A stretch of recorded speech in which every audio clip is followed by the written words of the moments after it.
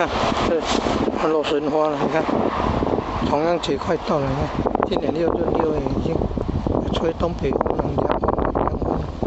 你看，到了比较没有在下雨了，这个地可能比较缺水哦，就容易有那个病虫害。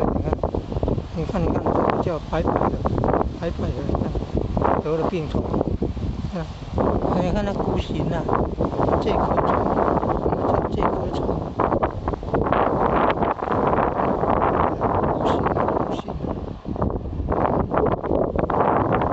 你看一直有变红，所以要趁那个还新鲜的，赶快啊，最好那个重阳节之前就要赶快采收，最好中秋节那个时候就赶快尽量采收，